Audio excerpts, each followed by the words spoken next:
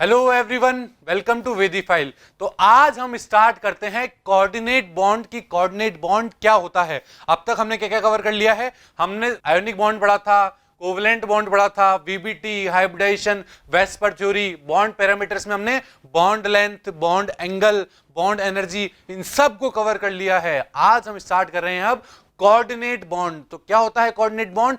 It is a bond in which the shared pair of electron come from one atom is called coordinate bond. क्या बोला मैंने? ये एक ऐसा bond होता है जिसके अंदर शेयर्ड पेयर ऑफ इलेक्ट्रॉन जो होते हैं वो केवल और केवल एक एटम के द्वारा ही दिए जाते हैं, मतलब वो एक एटम ही डोनेट करता है। बात क्लियर है?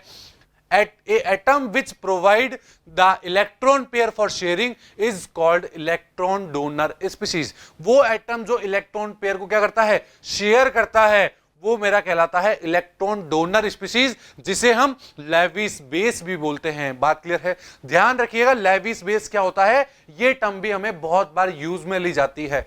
बात क्लियर है? And the other atom which accept electron pair are called electron acceptor species. क्या बोला? और जो इलेक्ट्रॉन को एक्सेप्ट करता है उसको इलेक्ट्रॉन एक्सेप्टर स्पीशीज बोलते हैं, और उसको लेविस एसिड भी बोला जाता है। तो यहां पर दो टर्म सीखी हमने, एक लेविस बेस और एक लेविस एसिड। लेविस बेस वो होते हैं जो इलेक्ट्रॉन पेयर डोनेट करते हैं, और लेविस एसिड वो होते हैं जो इलेक्ट्रॉन पेयर को एक्सेप्ट करते हैं। बात क्लियर है? समझ में आया? That's why it is called as donor acceptor और डेटिव बॉन्ड। क्या बोला? इसीलिए कोऑर्डिनेट बॉन्ड को डोनर एक्सेप्टर बॉन्ड और डेटिव बॉन्ड भी कहा जाता है। क्या कहा जाता है? डोनर एक्सेप्टर बॉन्ड और डेटिव बॉन्ड भी कहा जाता है। अगर मैं एग्जांपल की बात करता हूं कि कैसे कोऑर्डिनेट बॉन्ड फॉर्म होता है, तो मैं लेता हूं एक NH3 का मॉलिक्यूल। देख पा रहे हैं आप NH3 का मॉलिक्यूल? अगर इस NH3 की मॉलिक्यूल की रिएक्शन में BF3 के साथ करा दूं, किसके साथ? BF3 के साथ करा दूं, तो क्या मिलेगा मुझे बताइए। तो देखिए, हमें पता है NH3 में नाइट्रोजन के पास क्या होते हैं? लोन पेयर होते हैं, जिसको वो डोनेट कर सकता है। दैट मींस NH3 क्या हो जाएगा मेरा? NH3 मेरा लेविस बेस हो जाएगा, क्योंकि वो डोनेट कर सकता है। और BF3 में हम जानते हैं कि बोरोन के पास एम्प्टी p ऑर्बिटल होता है, तो वो इलेक्ट्रॉन पेयर एक्सेप्ट कर सकता है, और इलेक्ट्रॉन पेयर अगर एक्सेप्ट कर सकता है तो वो लेविस एसिड हो जाएगा। तो अगर NH3 अपने इलेक्ट्रॉन्स BF3 को दे दे, बोरोन को दे दे, नाइट्रोजन अपने इलेक्ट्रॉन अगर बोरोन को दे देता है, तो एक क्या बन जाएगा बताइए? एक मेरे पास ऐसी स्ट्रक्चर मिल जाएगी। देख रहे हो आप? एक ऐसी स्ट्रक्चर मिल जाएगी जिसे हम अडक्ट भी बोलते हैं। क्या बोलते हैं? जिसे हम अडक्ट भी बोलते हैं। तो क्या हो जाएगा?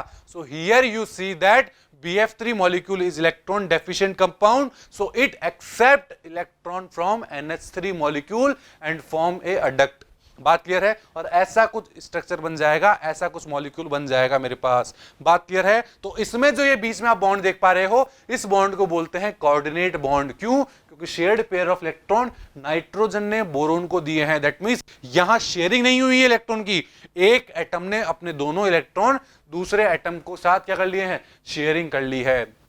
बात क्लियर है? समझ में आया क्या होता है कोऑर्डिनेट बॉन्ड? अब मैं बात करता हूं condition for the formation of coordinate bond. क्या कंडीशन होती है कोऑर्डिनेट बॉन्ड के फॉर्मेशन के लिए? पहली कंडीशन होती है octet of donor atom should be complete and should have at least one lone pair of electron. पहली कंडीशन क्या हुई? उस एटम का सबसे पहले तो ऑक्टेट कंप्लीट होना चाहिए। ऑक्टेट कंप्लीट होने के साथ साथ उसके पास एक लोन पेयर ऑफ इलेक्ट्रॉन भी होने चाहिए, जो कि वो डोनेट करने के लिए क्या हो? एलिजिबल हो, डोनेट कर सके।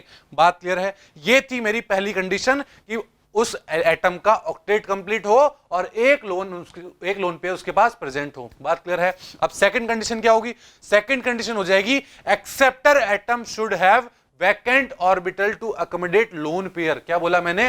जो एक्सेप्टर एटम है उसके पास एक वैकेंट ऑर्बिटल भी हो, जिससे जो इलेक्ट्रॉन डोनेट कर रहा है उसको एक्सेप्ट कर सके। बात क्लियर है? समझ में आया आपको? फॉर एग्जांपल मैं इसमें और एग्जांपल की बात करता हूं। देखिए, एक NH3 मॉलिक्यूल है, वही सेम। अगर इसकी रिएक्शन H+ के साथ करा दें, किसके साथ? H+ के साथ, तो हम जानते हैं NH3 के पास तो पेयर ऑफ लोन पेयर है और हाइड्रोजन के ऊपर प्लस लगा हुआ है। दैट मींस इलेक्ट्रॉन्स की क्या है? कमी है। तो तो नाइट्रोजन अपने इलेक्ट्रॉन हाइड्रोजन को देगा और एक NH4 का कॉम्प्लेक्स बना देगा। क्या बना देगा? NH4 प्लस बना देगा। बात क्लियर है? दैट मीन्स क्या हुआ? NH3 क्या हो गया यहाँ पर? NH3 मेरा लेविस बेस हो गया है और H प्लस क्या हो गया? वो लेविस एसिड हो गया है। इसी तरह मैं एक और एग्जांपल लेता हूं, तो H2O ले लीजिए। H2O में ऑक्सीजन के पास दो दो लोन पेयर होते हैं, तो वो लोन पेयर डोनेट कर सकता है और डोनेट करेगा। अगर मान लो H प्लस है तो H प्लस के साथ रिएक्शन करके क्या कर जाएगा? वो H3O प्लस का फॉर्मेशन कर देगा और एक कोऑर्डिनेट बॉन्ड का फॉर्मेशन कर लेगा। इसी तरह मैं बात करूं O2, O double bond O आप देख पा रहे हैं, उसकी रिएक्शन एक ऑक्सीजन के साथ करा दें तो क्या होगा? ऑक्सीजन अपने लोन पेयर उस ऑक्सीजन के साथ क्या कर देगा? शेयर कर देगा और एक कोऑर्डिनेट बॉन्ड का फॉर्मेशन कर देगा और आपको क्या देखने को मिल रहा है? एक O3 मॉलिक्यूल बन चुका है। इसी तरह और भी बहुत सारे केसेस हो सकते हैं जहां पर कोऑर्डिनेट बॉन्ड का क्या हो? फॉर्मेशन हो। बात क्लियर है? समझ में आया आपको कैसे कोऑर्डिनेट बॉन्ड का फॉर्मेशन होता है? सो आई होप आपको ये कोऑर्डिनेट बॉन्ड का समझ में आया होगा।